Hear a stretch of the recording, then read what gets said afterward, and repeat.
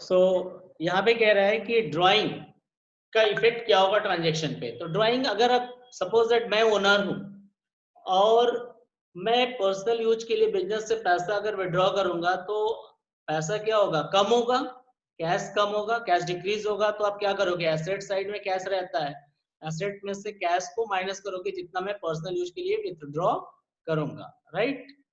दूसरी चीज, अब मैं चूंकि ओनर हूं, जब मैं पैसा इन्वेस्ट करता हूं तो मेरा कैपिटल इंक्रीज होता है, लेकिन जब मैं विथड्रॉ करूंगा, ड्राइंग करूंगा, तो इससे मेरा कैपिटल क्या होगा, डिक्रीज होगा।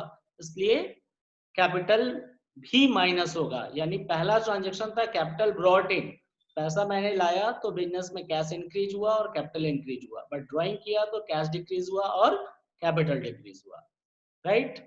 इस तरीके से हम लोग ध्यान देंगे। तीसरा ट्रांजेक्शन है आपके सामने, third transaction, fixed assets purchased. Fixed assets purchased, देखो जब हम एसेट परचेस करते हैं तो एसेट परचेस दो तरीके से हम लोग कर सकते हैं, या तो फॉर कैश या तो ऑन क्रेडिट। तो पहला हम लेते हैं, सपोज दैट कि हमने कैश एसेट्स परचेस किया। कौन सा एसेट्स, फिक्स्ड एसेट्स।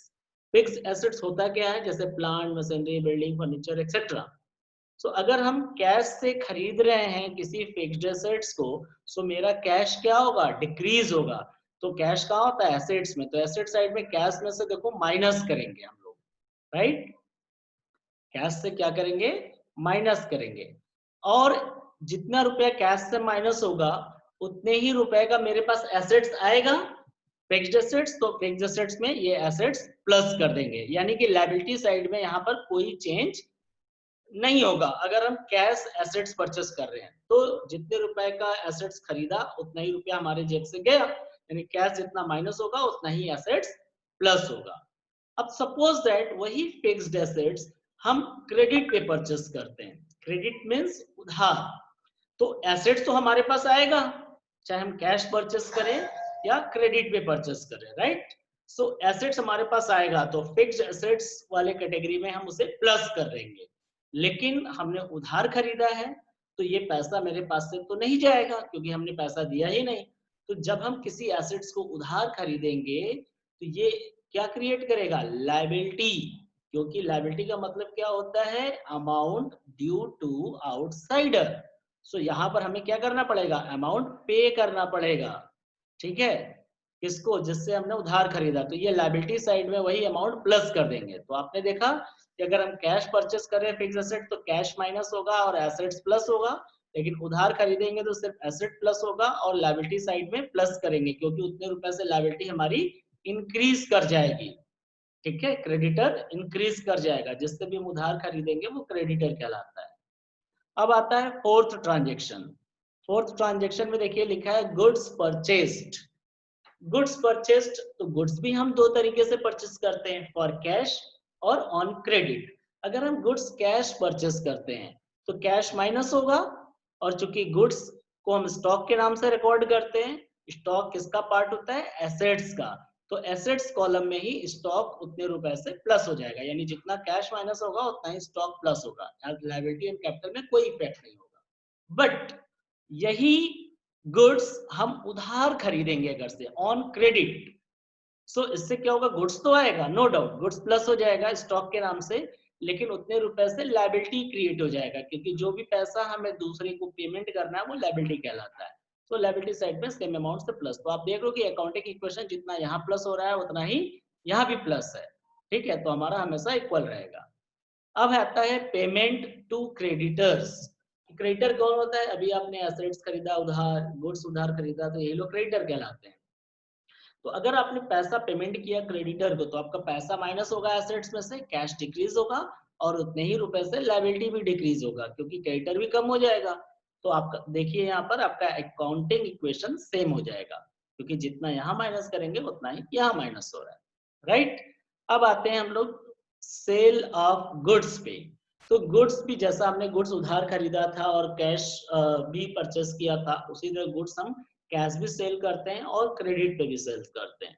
बट जब हम गुड्स सेल करेंगे तो वहां पे प्रॉफिट या लॉस होगा। अगर हम जनरली हमें प्रॉफिट होता है सेल करने पे, तो प्रॉफिट का रिकॉर्ड कैसे करेंगे ये सब हम समझेंगे इस ट्रांजेक्शन में।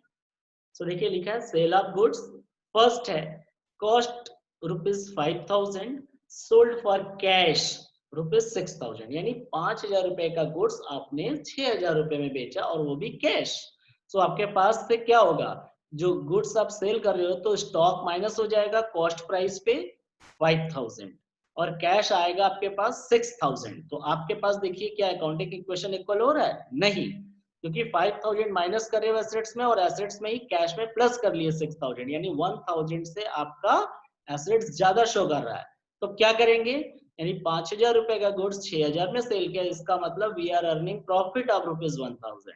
This profit goes to owner, so owner के कैपिटल में ऐड कर देंगे। देखिए यहाँ कैपिटल में प्लस कर देंगे 1,000, अब हो जाएगा इक्वल। अब आते हैं सेकेंड ट्रांजेक्शन इसी का, cost ₹5,000। Okay Harsh wait, I am coming. अब हम लोग आते हैं इसका सेकेंड पॉइंट कह रहा है सेल ऑफ गुड्स का, goods costing ₹5,000 sold to Ram. देखो जब भी कभी भी किसी भी क्वेश्चन में सेल और परचेज हुआ है, चाहे वो एसेट्स का हो या गुड्स का हो, और उसके साथ किसी भी पर्सन का नाम लिख देता है और नाम के आगे कैश वर्ड नहीं लिखा है, तो इसका मतलब वो उधार ट्रांजेक्शन यानी क्रेडिट ट्रांजेक्शन होता है। तो सेकंड में कह रहा है कि goods costing ₹5,000 sold to Ram on credit ₹6,000, यानी यहाँ पर आपने राम को उधार बेचा 5,000 का गुड्स 6,000 में, तो ऑब्वियसली गुड्स आपका कम होगा 5,000 रुपए से।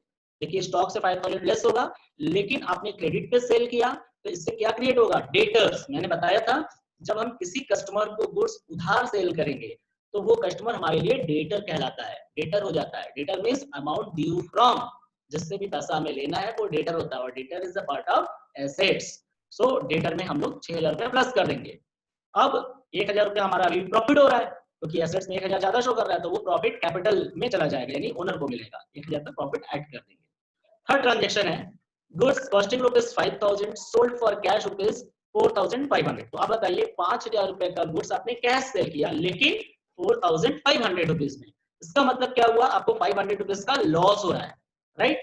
सो क्या करेंगे, क्योंकि कैश तो आपके पास आ रहा है 4,500, तो कैश में प्लस कर दिया होगा 4,500, लेकिन गुड्स आपके यहाँ से कितना जा रहा है स्टॉक में से 5,000 का, तो गुड्स से 5,000 माइनस कर लिया। अब इन दोनों का डिफरेंट लॉस हो रहा है, तो जैसा कि प्रॉफिट गोज टू ओनर, तो लॉस भी ओनर को ही मिलना है, तो ओनर बियर करेगा लॉस को, तो कैपिटल से ₹500 लॉस को माइनस कर लेंगे हम लोग। समझ में आ गया यहाँ तक? आई थिंक यहाँ तक क्लियर होगा। लॉस वाला आइटम आप चेक कर लो फिर से, जिसको कोई क्वेरीज है they can rise the question. So next यहाँ कह रहा है कैश रिसीव्ड फ्रॉम डेटर्स। अब बताइए डेटर को आपने जब गुड्स उधार बेचते हैं तो वो बंदा डेटर कहलाता है, तो डेटर को हम लिखते हैं इसलिए कि उससे पैसा हमें लेना है।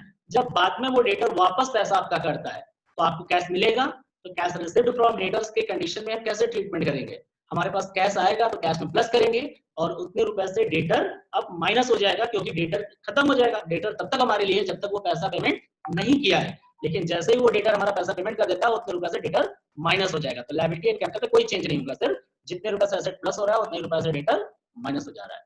अब bill receivable drawn on debtor, तो बिल रिसीवेबल मैंने पढ़ाया था आप लोगों को एक बार जब सेकंड चैप्टर में कि ये डेटर का ही पार्ट होता है, क्योंकि debtors and bill receivable both are called trade receivable. तो डेटर जब प्रॉमिस करता है रिटेन फॉर्म में, एक बिल लिख कर देता है कि हम इतने समय बाद पेमेंट करेंगे, तो वो हो जाता है बिल रिसीवेबल। तो बिल रिसीवेबल भी डेटर की कैटेगरी में आता है। अगर बिल रिसीवेबल से पैसा हमको मिल रहा है तो सॉरी पैसा नहीं दे रहे हैं, bill receivable drawn on debtor. देखो डेटर दो तरीके से पेमेंट करता है, ध्यान से समझना, जो लोग फर्स्ट टाइम पढ़ रहे होंगे उनको दिक्कत हो रही होगी।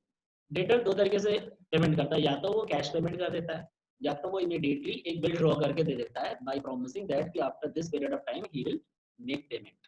तो जब डेटर जब हमें बिल से पेमेंट करता है तो हमारे पास बिल आएगा, तो बिल एसेट्स का पार्ट होता है बिल रिसीवेबल, उसे प्लस कर लेंगे और डेटर उतने रुपए से माइनस होगा। तो देख लो आप लोग, कैश अगर आता है तो कैश प्लस होता है, डेटर माइनस होता है, और पेमेंट अगर बिल रिसीवेबल के थ्रू करता है तो बिल रिसीवेबल प्लस होगा और डेटर माइनस होगा। लायबिलिटी और कैपिटल में कोई चेंज नहीं। अब आता है bills payable accepted by creditors. अब ठीक इसी तरह डेटर का जस्ट रिवर्स होता है, सॉरी बिल रिसीवेबल का जस्ट रिवर्स होता है बिल्स पेबल। ओके ओके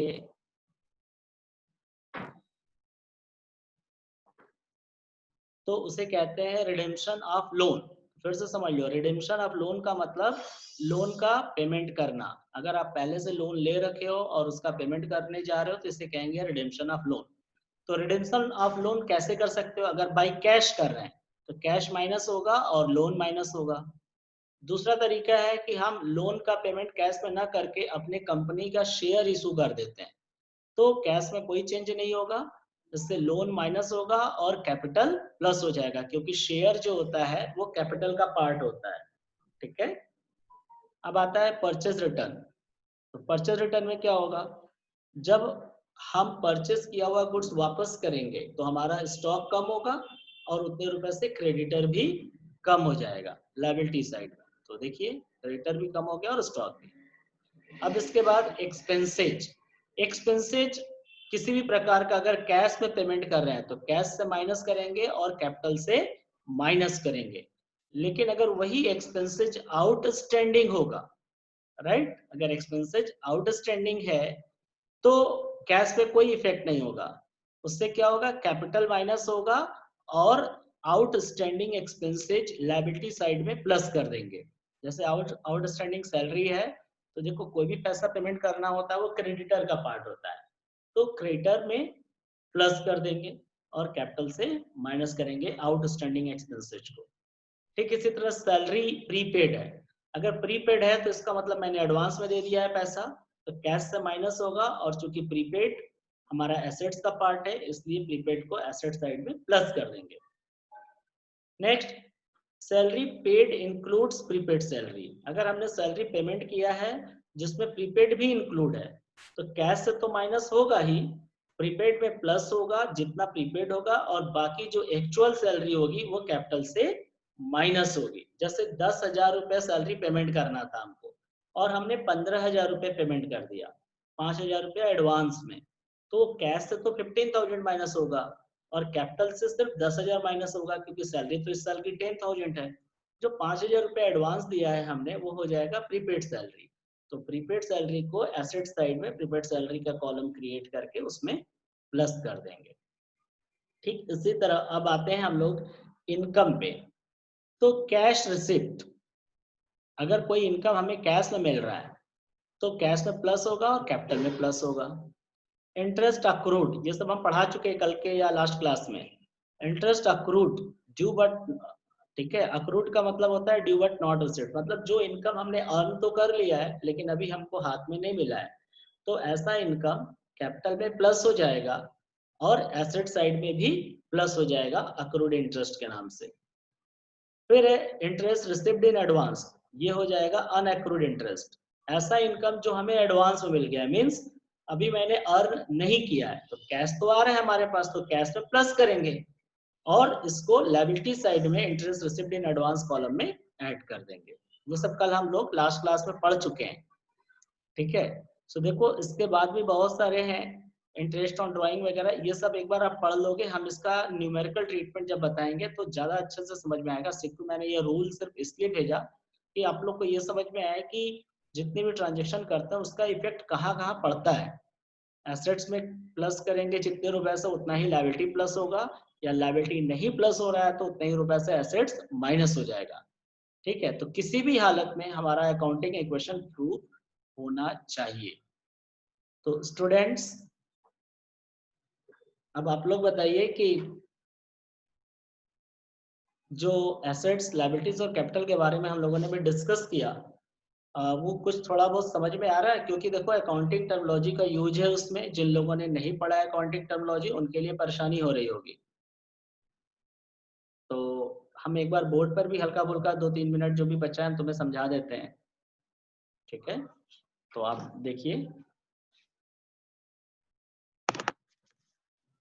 ठीक, so now see here, accounting equation जो होता है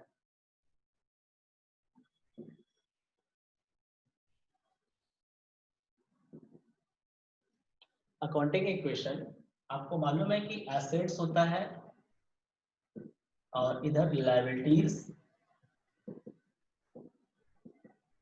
एंड कैपिटल ये होता है।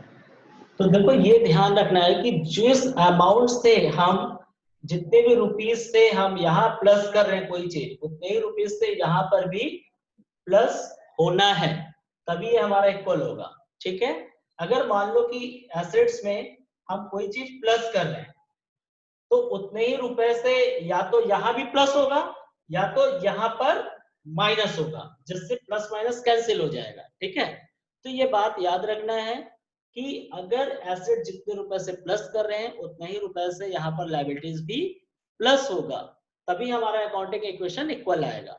अगर कोई चीज हमने यहाँ प्लस किया और यहाँ प्लस नहीं हो रहा है तो यहीं पर माइनस होगा। फॉर एग्जाम्पल, अगर आपने गुड्स कैश परचेस किया तो कैश मान लो 10,000 का गुड्स परचेस किया तो कैश क्या होगा आपका 10,000 माइनस होगा, और गुड्स क्या होगा, गुड्स को हम स्टॉक के नाम से लिखते हैं, तो गुड्स हमारा 10,000 से प्लस हो गया, और इधर लायबिलिटी प्लस कैपिटल में कोई चेंज नहीं।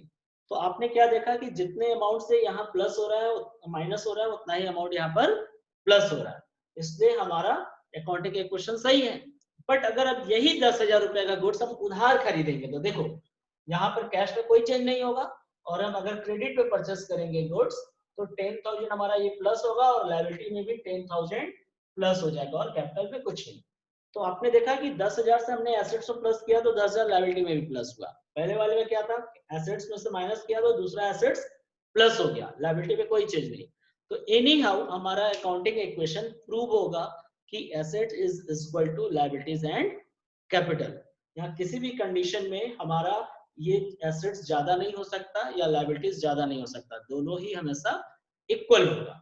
बट आपको ये समझना है कि कौन सा चीज एसेट्स में जा रहा है, कौन सा लायबिलिटी में है और कौन सा कैपिटल में। उसका लिस्ट मैंने लिखवाया था और आप लोगों को मैंने सेंड भी किया था। ठीक है, तो उस लिस्ट को पढ़ो, आज का जो मैंने पीडीएफ दिया है उस पीडीएफ को अच्छे से ध्यान से रखो, तो आपको सब कुछ समझ में आ जाएगा। राइट।